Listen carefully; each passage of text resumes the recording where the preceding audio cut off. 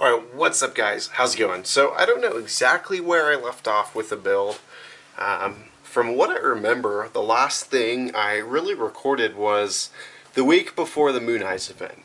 After a week of working on the Model A straight through, I got super burnt out.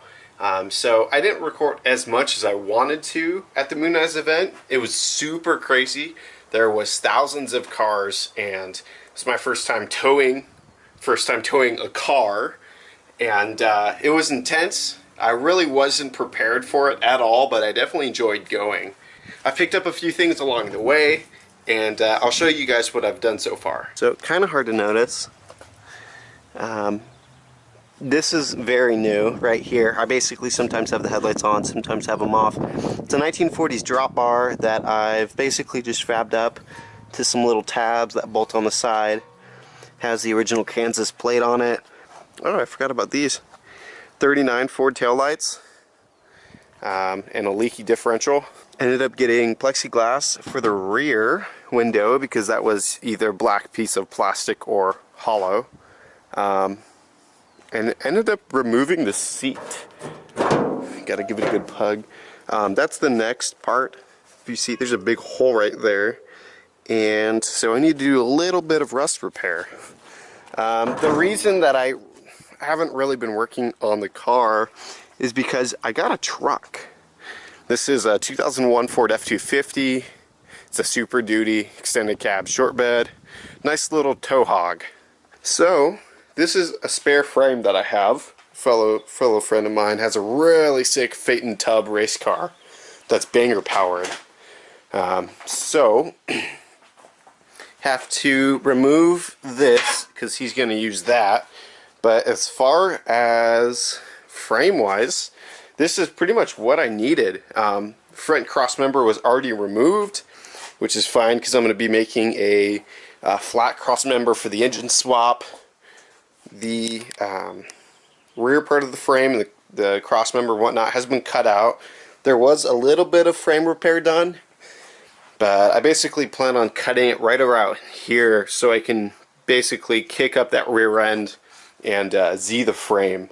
The supports for the running board brackets, those have to go. Pretty much everything except for this is going, and even then that's going to basically go because my plan is to box the frame and of course do the rear kick up, but it's gonna stay A-frame, it's gonna stay, you know, A-bodied. So the reason that I bought a spare frame is because I'm changing the brakes, I'm changing the engine, I'm changing the rear end, I'm changing a lot of stuff, and so that basically banjo, rear end, wishbones, banger motor, that whole rolling chassis is going to be a different car. I'm going to be building my mom a Model T. Something along the lines of like a T-bodied racer. Just a little, you know, fun car to putt around. But one thing I definitely plan on doing is I want to go back to fully fendered look. I do have a render. You guys don't get to see it yet, but I do have a render, and I really like the look of fully fendered. It's going to have dropped headlights, and it's going to be really low, but you guys will like it. So the second to last thing I got were these late model Ford Steelies. They're unilug. Pretty dope. Got them for a super cheap price. The fronts are 15x7 with +3 backspacing. Rears are 15 by, I want to say 8.5 with +4 backspacing. What's cool is it came with all the chrome hardware, so the chrome is like super high quality. So dude. But yeah, it came with the beauty rings, the hubcaps, 2 spare tires. I think I'm going to sell those because I want to go 16s. I think 16s would lower that really good. But here's my prized possession right here. Big shout out to Kevin Walsh.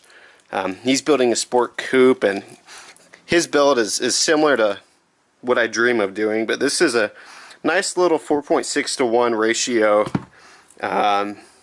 Probably most likely a Model B head. It's F3, which is based off of the stock B head. The downside is it is a 3-bolt water pump. So I have to find one of those. And of course I have my stock wheels. But yeah, if you guys have any leads on a 3-port or 3-bolt, I guess I should say, water pump, let me know. So the other weekend I actually drove the car about 13 miles round trip to my local high school car show. Now every year they have a car show, and last year I bought the Nova, so I thought this year I would bring the Model A. Now I don't know if you guys are familiar, but the Model A engine is extremely low powered, extremely old, and just tired in general. So I left about 45 minutes earlier, and well, everything was going good. I got about 2 miles from the high school, started going up the super steep hill, and I actually started overheating. You guys can see the footage now, but I ended up overheating.